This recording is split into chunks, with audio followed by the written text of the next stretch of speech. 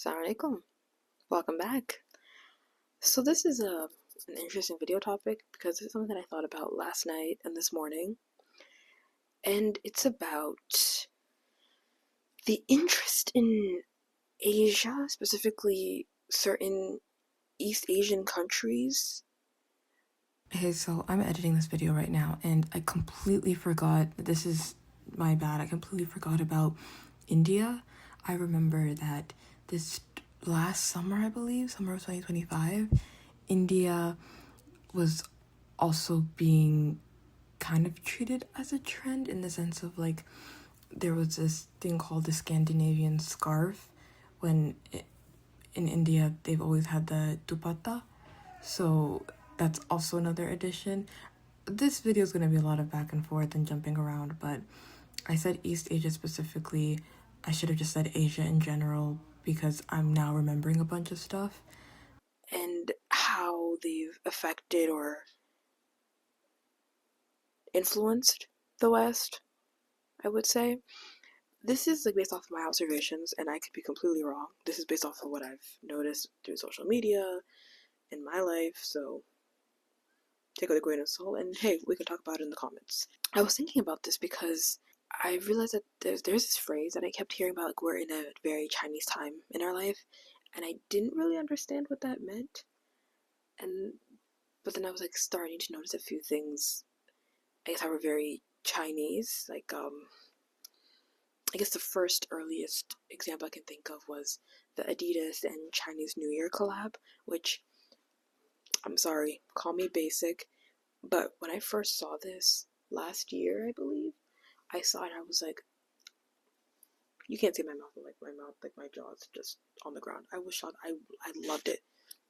There were specific designs that I liked, not all of them. There were specific ones that I really liked. I was like, and here's the thing, I don't really like certain clothing pieces from many brands. Like, they're, to me, I'm like, oh, I don't think they would look good on me. But this is one where I'm like, if I could, I would buy it immediately. And I think for me it's because I've seen a lot of Chinese. I want to use my words carefully because I want to make sure I'm using the right words. Like Chinese types of clothing. I don't know the specific words, but there have been different types of clothing that I've seen where I'm like, oh, this is very modest and something that I could wear in my day-to-day life, compared to like other traditional Asian clothings where they are modest, but it's not something I could really integrate into my daily life. So when I seen it, I was like, I want you. But let me rewind a bit. Like, I'm thinking, starting from like, I think 2021, no, I think 2021, Korea was a really big deal. I would always see people doing vlogs of like going to Korea, getting really into K-pop, K-drama, and I'm not gonna deny, I was a part of the K-drama bandwagon.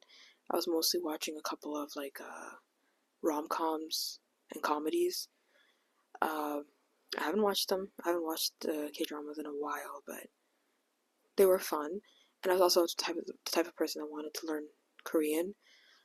But then again, I'm really into learning languages, so I don't know. Maybe that was like my start to like, wait, I really want to learn languages. No, that was Japanese. We'll get there.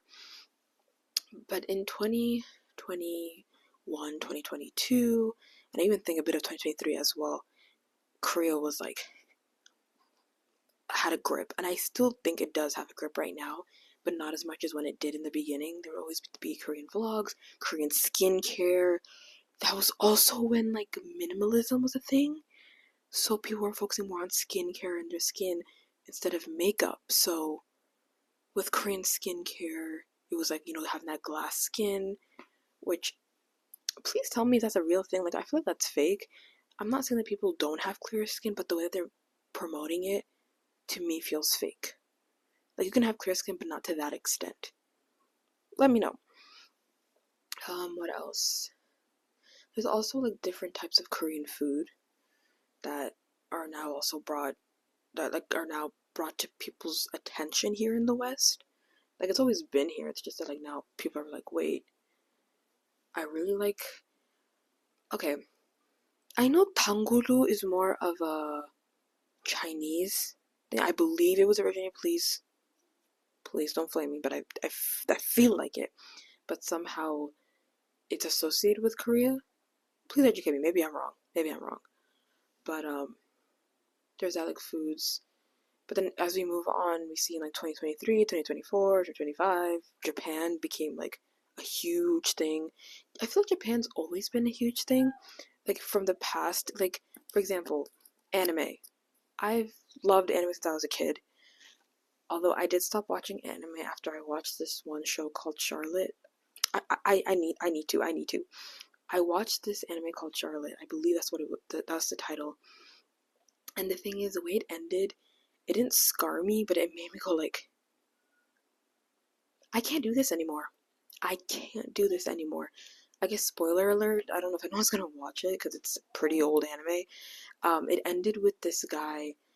He had this like power where he could go into other people's bodies, and this thing event. The synopsis of it was him going to every single person who has special powers, going into their bodies, taking away their power, and putting it onto him, so that no one else would have power. Then would just be like a simple everyday person.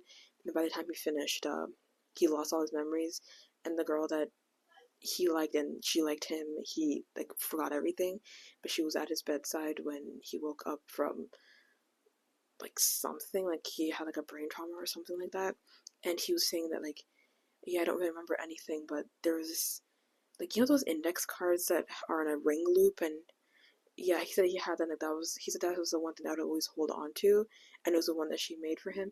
I'm doing a very Sparkles version of it, but it's very like it hurt. And the thing is, I watched this.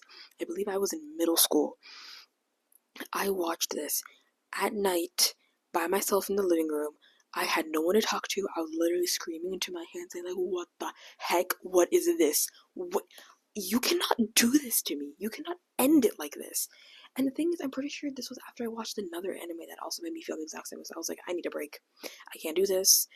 Like, I'm tired, man. I'm tired. But I've always loved anime for so long. Like, that was my jam since I was a child. I've watched so many that honestly probably forgot a couple if I were to list them. But I did get back into watching anime after that. I think the anime that I got, I think it was like Sakura, Cardcaptor Sakura Clear Card, but like it wasn't that good.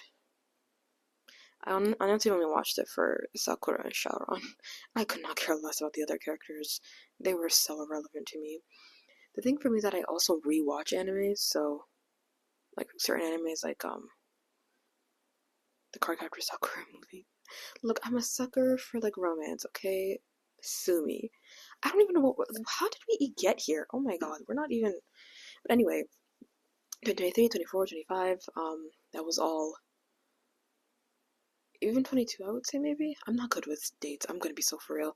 But like Japan had like a chokehold on everybody. Everyone was going to Japan, and it was going on for years. People would go and buy fashion, clothes, same thing, food, anime, manga.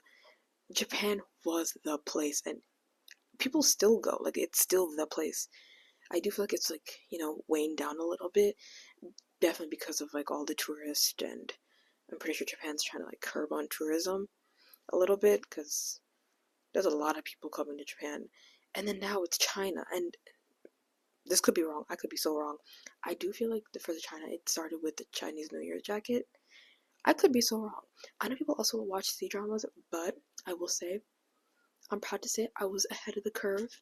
I started watching C dramas during COVID. I remember 2020. I don't know why November 2020 is in my mind, but I remember watching the first C drama I ever watched was Professional Single. Man.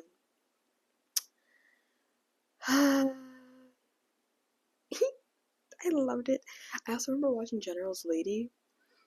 I remember watching it on this one YouTube channel called Yo English channel, I believe. There's other C drama called. Wait a minute. What was it called? It had 3 seasons, which is unheard of to me, at least in Chinese dramas. I think it had three seasons, maybe 4 seasons, and it was these. I love these two actors together. Oh my god! But it was so beautiful. I loved it. But what am I talking about? C dramas 2020, 2025. We're in 2026. I do feel like because this all stemmed from like we're in a very Chinese time in our life, and I think it's because of a bunch of like there's certain like wellness tips and tricks that I've been seeing, like drinking warm water and goji berries. Um, there's that. There's also the Chinese New Year's jacket.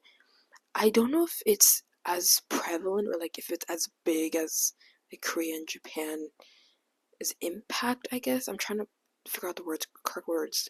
For example, like in Korea and Japan, I'd always see like a bunch of vlogs saying like, oh, went to Korea, we did this and we did that.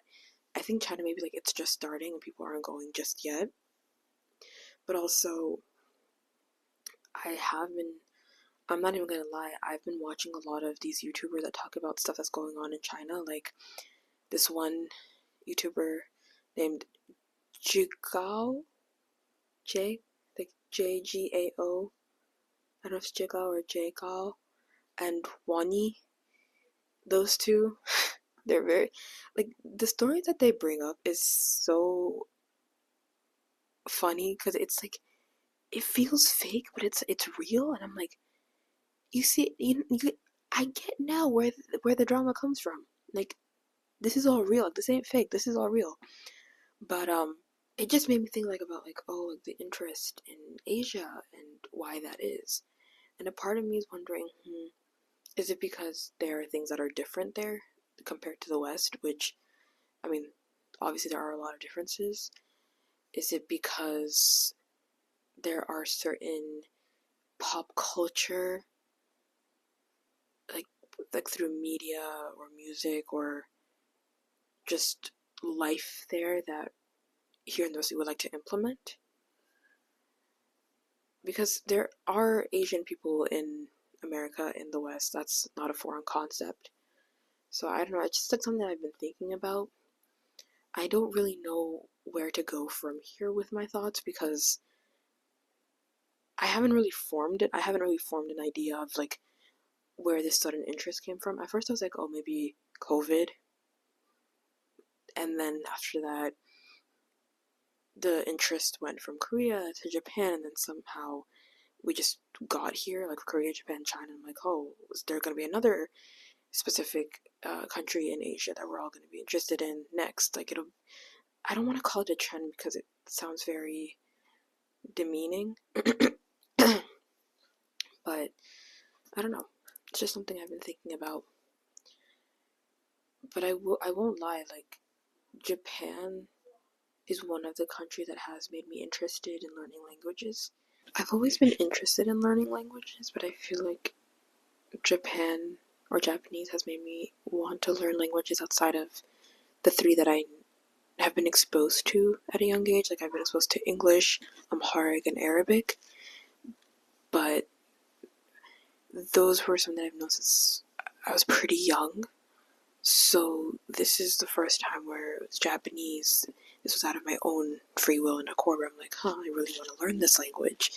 And from there it made me think about other languages that I would want to learn, like Spanish, Korean, Chinese, or like Mandarin, and properly Arabic, like specific dialects, because the one that I learned was modern standard Arabic, not a specific dialect. So there's that. So I guess I have Japan and anime to thank for. But yeah, it does make me wonder where this is going to go next and why it is the way that it is. But that's all for this video. This is just the thoughts that are in my head. Yeah, I'll see you in the next one.